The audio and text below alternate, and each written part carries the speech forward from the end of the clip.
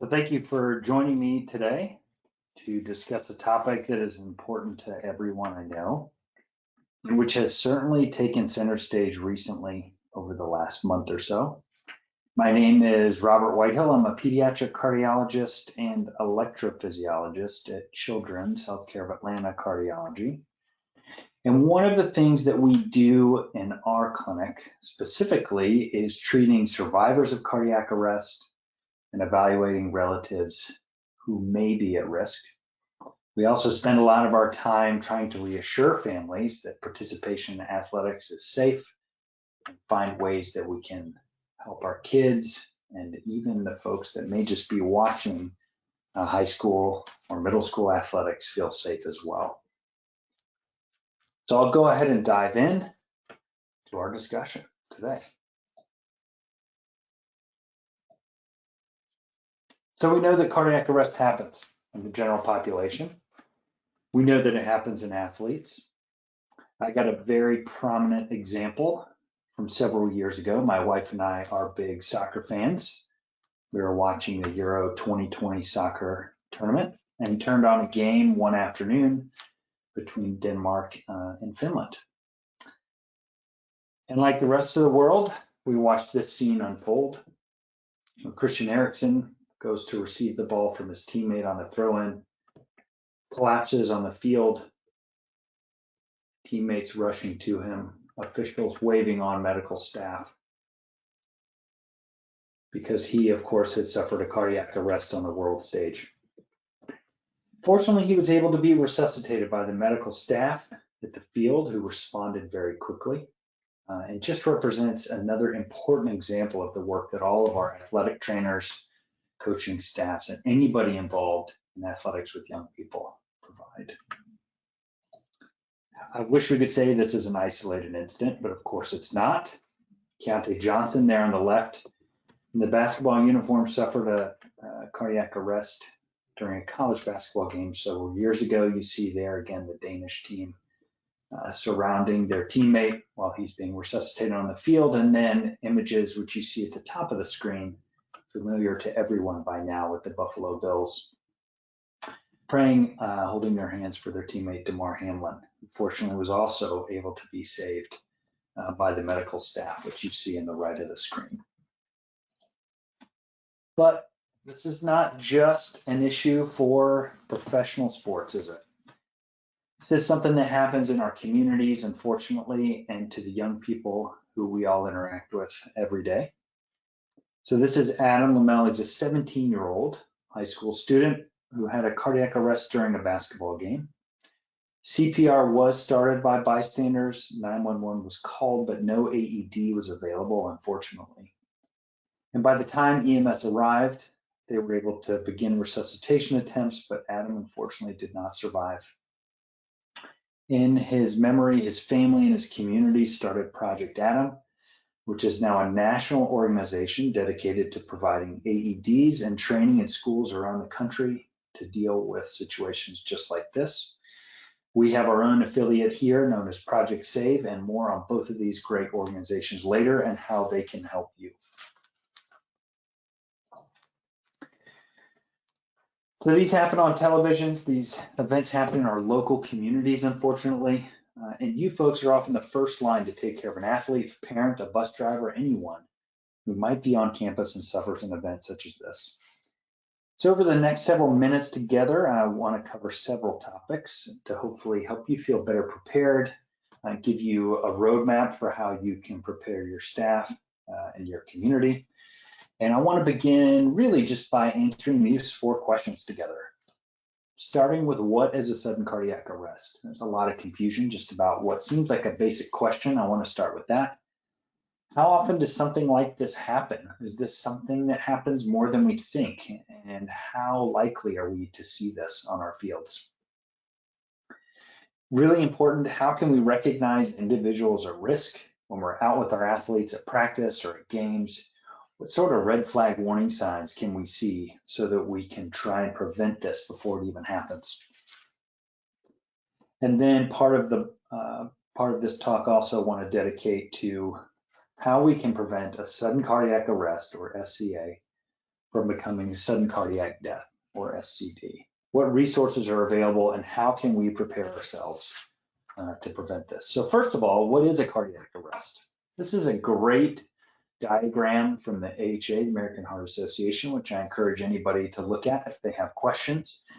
Certainly, we have this question coming from family members and friends ever since Damar Hamlin, and hopefully this is just a basic graphic to help shed some light on what a cardiac arrest is. When people talk about a cardiac arrest, typically they are talking about an electrical problem of the heart where an abnormal rhythm leads to the heart being unable to efficiently pump blood to the brain and other organs.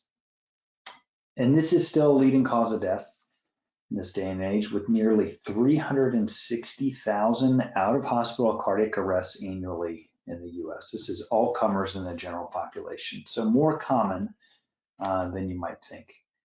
And oftentimes, this is accompanied by a loss of consciousness that's sudden, without any precipitating symptoms.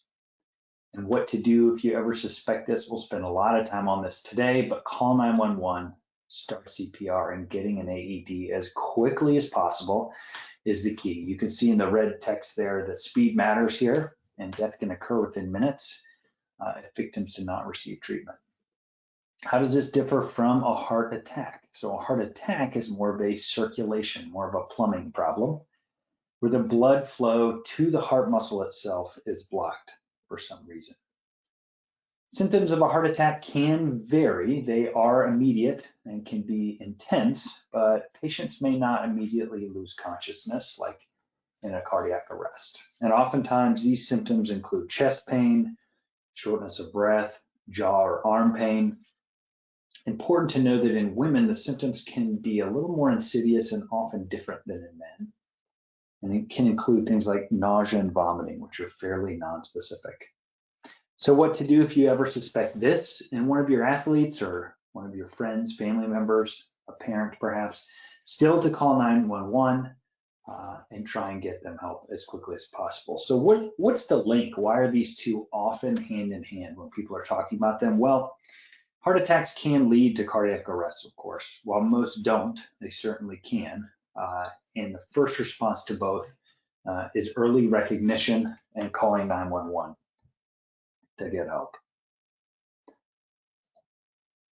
So how often do things like this happen? How often does cardiac arrest happen in a young athlete? And unfortunately, the answer is not as clear as you might hope. Here's a bunch of studies over the last 25 years as people have tried to get at this answer. And you can see when you go bit by bit here, each group has a different methodology. So Van Camp and his team back in the mid-90s looked at high school and college athletes based on media reports, not the best or most efficient way to do this, but at the time that was what was available. And they found an incidence of 1 in 300,000. If you look on the right, Atkins and his group did a US population-based study, included variable age range, but had 1 in 27,000. So we're kind of all over the map here, and it really depends on the methodology you're using and what population you are looking at. You can see that some have looked at high school athletes based on insurance claims. Some have done surveys of D1 athletic trainers, and the real incidence is not entirely clear. I typically myself quote Dr. Barron's 2013 paper, which he says is about 1 in 150,000 or 1 in 200,000 in all comers of sudden death in athletes. Probably that number is reasonably accurate, but the good news is that this is relatively rare. So let's look at what sort of ages we start to see this. This is sudden cardiac death and then unexplained sudden cardiac death, or some sort of unexplained death that we think was due to a cardiac event. And let's look at our young athletes here, ages 11 to 20. And you can see that there's a little bit of an uptick once kids start to get into that adolescent age range in both unexplained and all sudden cardiac deaths. And this is a sensitive group of patients, as these patients are increasing their activity levels to pretty strenuous degrees. These individuals also at risk with maybe some sort of undiagnosed congenital heart problem, cardiac muscle problem, those things can tend to start to show up around this age. So that probably explains some of this spike too. So we know that this is a little bit of a vulnerable age when we look at all comers. So how often does it happen? I wish I could tell you the exact answer. I can tell you that it is rare. The true incidence is unknown. Perhaps 1 in 150,000 is a conservative estimate in all athletes. And even though we don't know the answer, we know that it's rare, but we know that the impact is far-reaching. So here's an article discussing Damar Hamlin's arrest. An average of 24 million viewers across multiple networks watched Damar Hamlin arrest and be resuscitated. Certainly, if there have been many more viewings since then. So even though these episodes are rare, they are far-reaching with regards to their impact. Certainly, our clinics are full of families wanting to bring their kids in, saying, "Is my child at risk? Should I let them play sports? Should they ever play football?" And I think we, with our pediatricians, athletic trainers, and everybody can try and help provide some reassurance. Hopefully, you'll feel more equipped to do so after today. So first things first, we know they're rare, but we know that there's people walking around who are at risk for a sudden cardiac event. How can we identify these athletes? Feels like we're looking for a needle in a haystack, and we all wish that needle was this big. Unfortunately, it's not. So how can we find these patients? Most of our patients are very healthy young people who should be out being athletic. And are there ways we can identify them?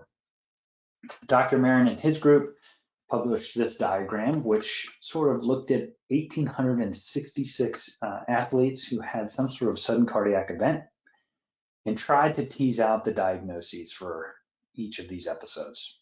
Now you'll see that about 10% had some kind of miscellaneous etiology, heat stroke, drugs or toxins, or some pulmonary cause. 8% of the cases never got a diagnosis. 22%, pretty significant number, had some sort of blunt trauma or acute injury.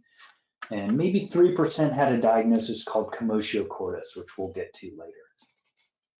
But 56% of this cohort that they looked at had either a diagnosed confirmed cardiovascular event or one that was considered to have a cardiovascular event without a precise diagnosis. And you can see at the top there that 80% were exertional. So oftentimes this was happening during exercise. And when you look at the whole list, which is not exhaustive, of diseases from that paper and others, this is a decent list of what we start to see if we're able to make a diagnosis after an event. This slide is kudos to my friend and mentor, Robert Campbell, who's done a lot of work in this space, particularly in Georgia. His work, along with Richard Lamphere for Project Save, directly saving a lot of lives. And the major reason that our athletes have cardiac arrest, when he and others have looked back, can be lumped into these categories. One being structural and functional heart disease, such as HCM, which stands for hypertrophic cardiomyopathy, or some other cardiomyopathy like dilated cardiomyopathy, restrictive cardiomyopathy, arrhythmogenic right ventricular cardiomyopathy, or LV non-compaction. And those are all diagnoses where there's some genetic issue with the way the heart muscle itself is developing. Oftentimes, those are things that can show up during activity in the teenage years. Other structural and functional things include coronary artery anomalies, aortic rupture of connective tissue disease, such as Marfan syndrome. Myocarditis certainly is a big one, particularly over the last few years as we've seen COVID myocarditis and other forms of myocarditis hit the news. And that really has more of an infectious history and recent leading up to the episode. And it's something that we all, I think, are much more in tune looking out for. So to the right, other things include electrical disease, things like long QT syndrome, Wolff-Parkinson-White syndrome, and these other diagnoses that predispose young athletes to some sort of cardiac arrest, some sort of electrical abnormality that can lead to a cardiac arrest. And then at the bottom right, certainly some other things, drugs and stimulants, primary pulmonary hypertension, which is a rare form of disease where the pressures in the lungs are so high that blood cannot traverse the pulmonary circulation. And in addition to low oxygen, these patients can lose their cardiac output entirely. So can we recognize these diseases before something happens? Is there something we can be doing? The answer to that is absolutely. So this is a 4-question questionnaire put together by the American Academy of Pediatrics that your athletes should be getting asked during their well-child checks, starting at a very young age. And the questions I really want to focus on are the top 2 for us today, because these are questions that you may or may not be the first line to notice. And one being, have you ever fainted, passed out, had an unexplained seizure, or even felt like you were going to pass out suddenly and without warning? Very important. This is very different than the kids who may be a little dehydrated, feel a little dizzy when they're trying to push themselves. They take a break, it goes away, they have something to drink, and they can go back to activity. These are kids who had some sort of episode without much of a warning, particularly something that might occur mid-exercise or something in early recovery, for example. And did these happen during exercise or even in response to a sudden loud noise, something that startled them, such as a doorbell or an alarm clock?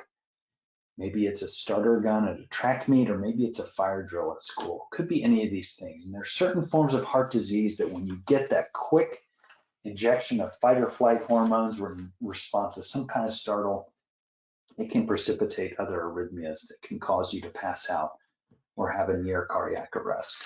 So those are really important to keep in the back of your head, as is question number 2. Now this one is a little bit more non-specific and is designed to be very sensitive to try and find patients who may be having some more subtle symptoms.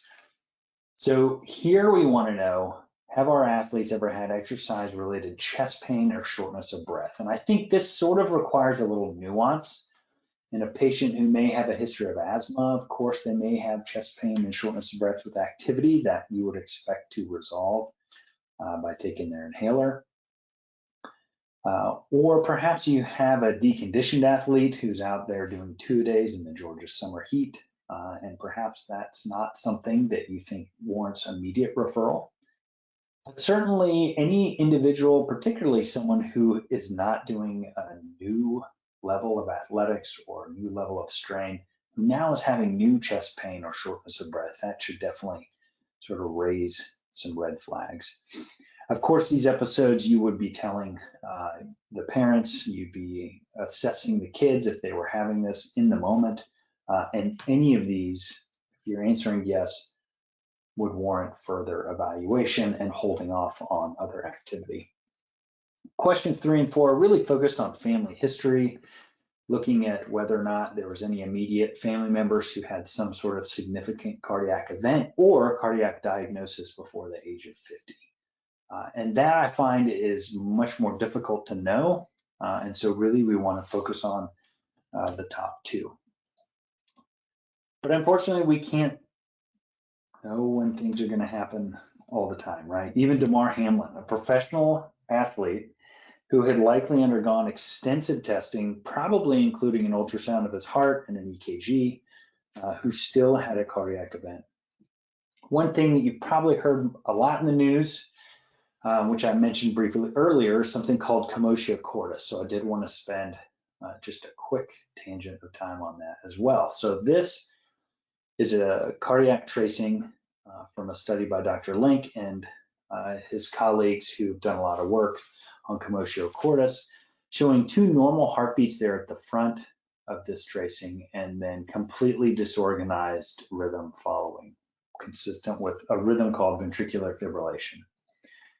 And what they had done was show that commotio cordis is a very rare diagnosis, can be very hard to prove because it has to be witnessed, and it's certainly a diagnosis of exclusion because everything else about the heart needs to be normal. But what they showed is that a circular shape or object, perhaps like a baseball shown here, with a small diameter causing a direct blow to the chest at a peak velocity of around 40 miles per hour, Depending on where it hits the chest, it can cause that part of the heart to try and electrically depolarize in just a 15 to 20 millisecond window during the cardiac cycle. Very, very narrow. And that part of the heart will try to depolarize, try to squeeze when the cardiac tissue itself is not entirely ready. And that can induce this chaotic rhythm we call ventricular fibrillation and lead to a full cardiac arrest. So there is a registry that's maybe happens around 10 to 20 times a year based on estimates. So still very rare and seems to be highest risk in sports like lacrosse, hockey, baseball, although any sport is possible. Typically, it seems to be teenage boys around age 15 years.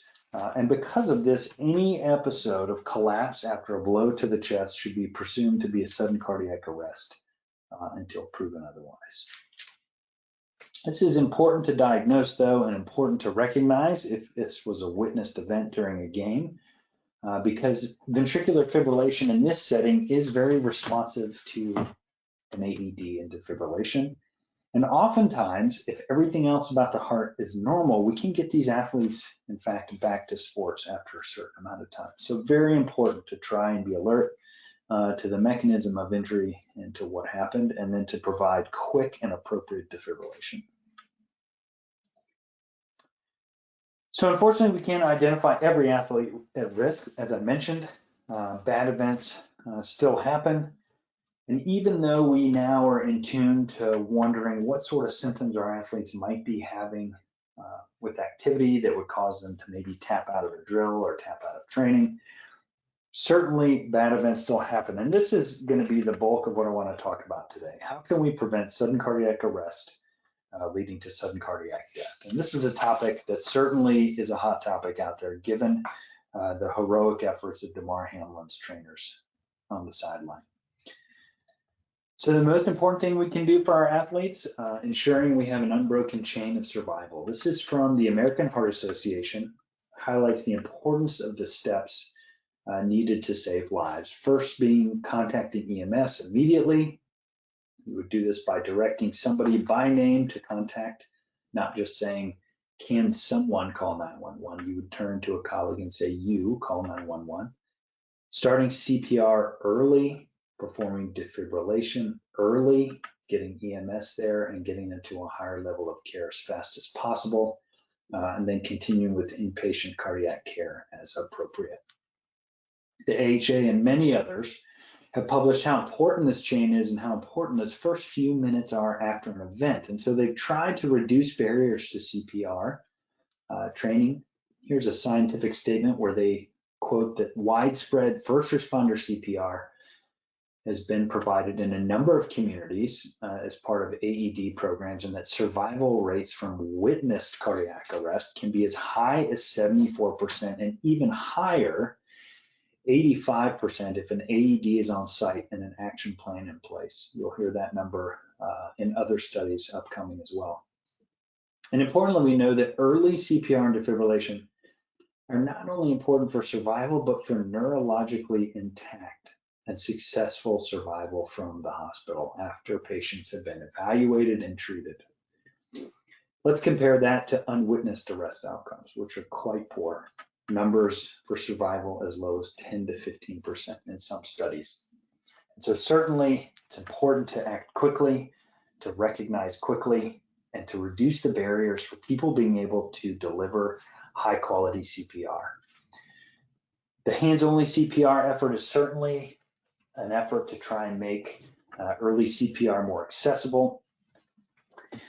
And I think this has been great for the community, as giving rescue breaths is certainly intimidating, but providing hands-only CPR, even though it's inefficient as seen here, it can still compensate for 30 to 40% of the normal blood flow to the brain.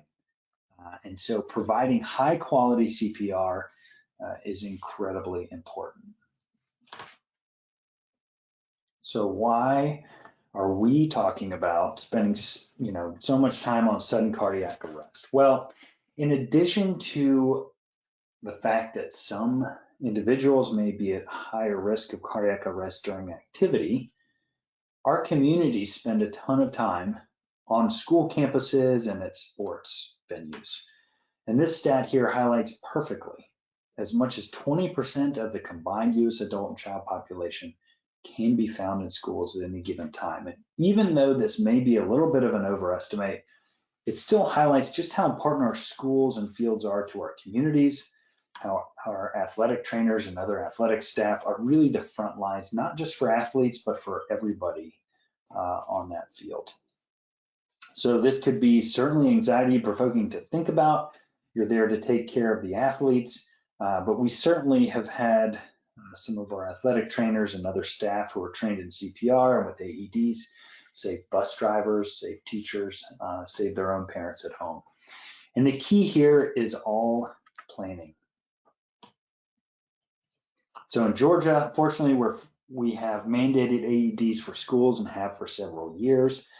We have mandates to teach our students CPR.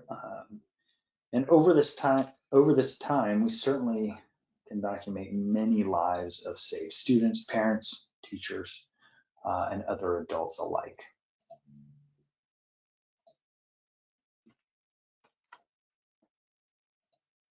Jonathan Dresner has done a lot of work in this space and is a leader nationally in young adults with cardiac arrest. And he showed in this study in 2013 that having AEDs in place at the schools saved lives. 80% survival, even with the small number of cases, only 59 in this study. He had 80% survival to hospital discharge if the AED was supplied by the school. Only 50% survival if brought by EMS. So the number certainly goes down if we don't have something on campus. And that just highlights further how quickly we need to be able to act. That number of around 79 to 80% survival with an emergency action plan in the red text there on the right versus 44% without is incredibly important for me to touch on as well. So just having an AED at the school, of course, is not enough. We need a practiced action plan, who is in charge, what sort of staff we have available, and how we can make this happen. And just by having an AED on the school is not good enough, but certainly means that based on this study and others, the schools are much more likely to have an emergency action plan. The two often go hand in hand. So incredibly important as well, and more on that in just a second. So this is a statement by the Association of School Nurses highlighting what I just said, which is that the mere presence of an AED or bystanders with CPR, while that is your first line and is excellent, it's not adequate should a sudden cardiac arrest occur. And what you really need is development of a cardiac emergency response plan, which requires input from school nurses and other key school community personnel such as yourselves, in addition to EMS, to appropriately respond before someone is there. So how are we doing? Again, this is work by Dr. Dresner and his group. Again, relatively small numbers, but showing that over the past almost decade, survival for exercise-related sudden cardiac arrest in student athletes on high school campuses specifically is improving year to year. Overall, coming in around 78%, whereas in the early 2010s, was much lower. And however, we're very fortunate, as I said, in Georgia to have mandated AEDs and CPR training, and you're really starting to see that make an impact over the last 10 years. So we've talked about the importance of hands-only CPR. We've talked about the importance of getting an AED and having one on your campus. Let's touch quickly, if we can, on what does an action plan even look like? What am I talking about? So this is a basic emergency action plan for sudden cardiac arrest, looking for the universal response to a collapsed athlete. So this is any athlete who had a non-traumatic collapse and is unresponsive.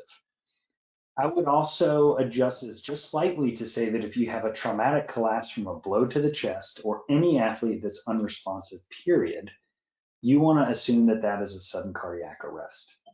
That's really important to highlight, and I think will save a lot of time. Any patient, any athlete you see who just suddenly goes down, assume that's a cardiac arrest until proven otherwise. And this is pretty difficult though, because there are a lot of distractors out there. One big one that we see in our practice is that a student and an athlete will all of a sudden collapse and then look like they're seizing. And unfortunately, this can be a little bit of a distractor because often cardiac arrest is associated with seizure-like activity. Patients often can have their eyes open or maybe rolled back. Patients may look like they're breathing, but the breathing is not very efficient. And that's why it's important to just assume the worst from the get-go. Call 911.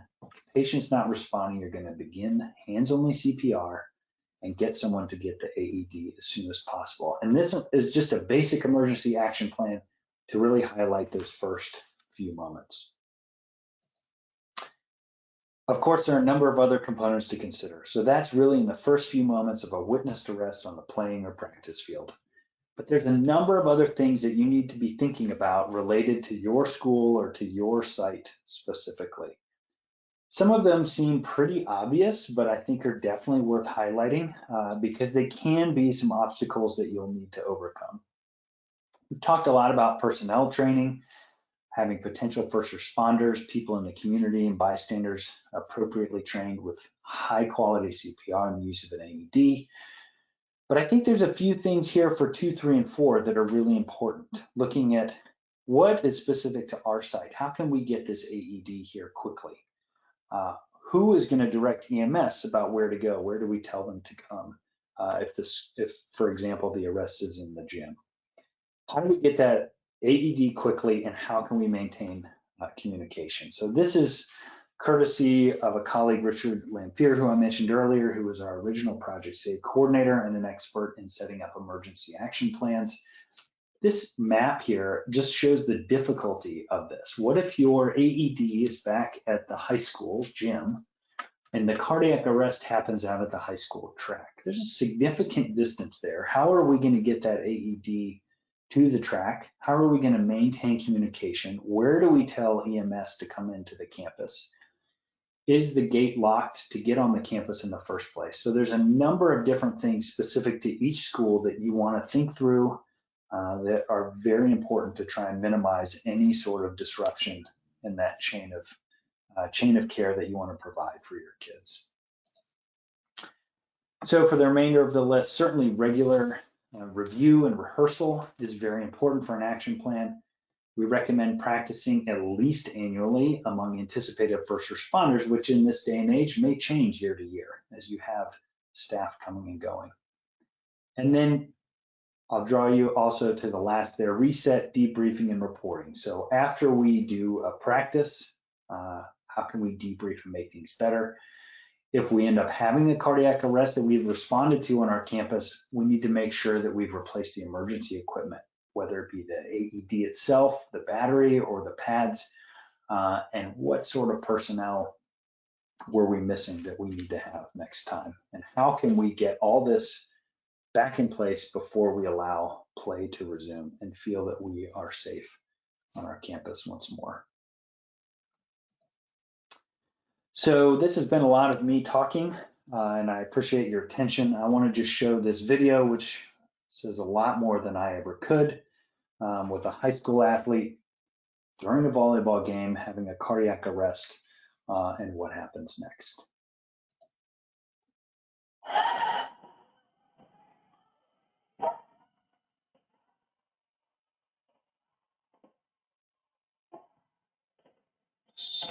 We had 2 games that night. I was in a lot of pain, which I was used to because I'd been playing in pain the entire season. You could tell that she was laboring somewhat, but Claire Just has the heart of a champion, and she's just going to keep playing. I was sitting at the scorer's table, keeping score for the game, and I just heard a loud thud. I think we just started yelling for help. Yeah, yelling 911. You have a feeling of helplessness. And it was very quickly that there was people there with us, very quickly.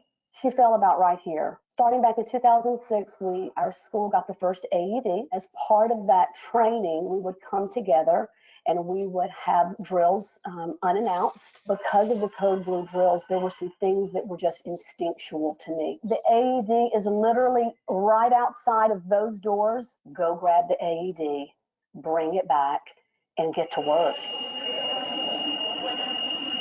You really can't describe. Yeah, just the fear you had going through your mind? It really looks like they were running a drill, that it was so quickly that people were declared and that they were taking care of her, and it was amazing. She was in VFib, and so the only thing that would bring her heart back into a viable rhythm was to have a shock.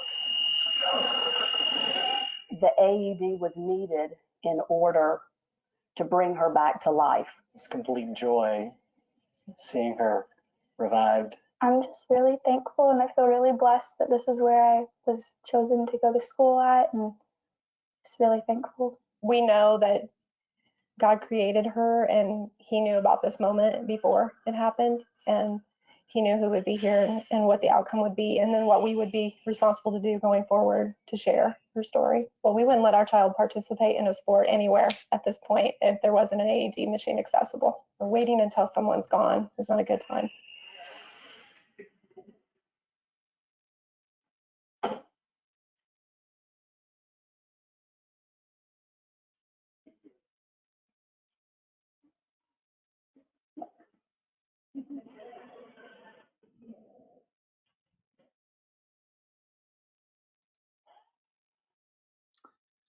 All right, so just to debrief quickly and highlight a few things.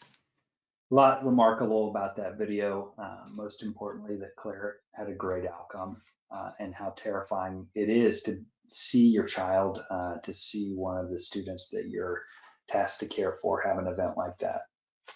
And yet, because that school had a practiced action plan and AED just on the other side of the door of the gym, the response was remarkable. So Claire hit the floor pretty quickly after grabbing her chest. CPR was started within the first minute, and she was able to get the defibrillation she needed in just around 2 minutes. At 3.5 minutes, CPR was discontinued and her heart was beating again. So absolutely remarkable and shows better than anything I could say or show you otherwise how important this stuff is. So at the end of the video, you saw Project Save there, which here at Children's Cardiology is a group, as I mentioned, dedicated to sudden cardiac arrest awareness. We have a vision for prevention, and we really are all about education. I want to get the word out about sudden cardiac arrest, sudden cardiac death, how it can be prevented, and how we can get AEDs in schools and get emergency action plans to be a universal part of running each campus. So that video is a little bit dated, and so is the website. We have over 135 lives saved, some of these being, as I mentioned, bus drivers, teachers, and students who may or may not have even been participating in athletics. We've been able to award over 1,400 Heart Safe certificates to schools across Georgia, including Gwinnett College. And so I encourage everybody to go to the children's website or to just Google Project Save. There's a number of helpful resources, including this one, which is a simple 2-page checklist that you can use, you can take back to your school and look over what is necessary to get your emergency action plan in place. Very simple, and if you have any questions, please don't hesitate to call the numbers that are there at the bottom or to shoot us an email at projectsave@choa.org. As I mentioned before, we are an affiliate of our national affiliate, Project Adam. If you have colleagues who are trainers in other states, work on campuses just across the border, please have them reach out to their local Project Adam affiliate. The resources are everywhere and everybody is dedicated to preventing these episodes. All right, so thank you for joining me. Just in summary, hope that you will take away from this that sudden cardiac arrest and sudden cardiac death in the young is rare, but as we all feel, the impact is significant and far-reaching.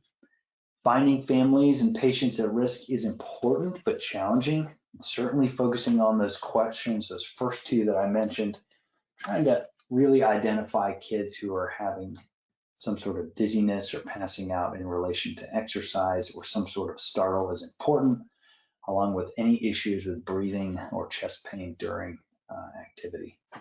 And then lastly, I hope that you will walk away from this feeling that the Importance of CPR, AEDs, and emergency action plans cannot be overstated, and that all of these things are attainable for your campus and for your teams.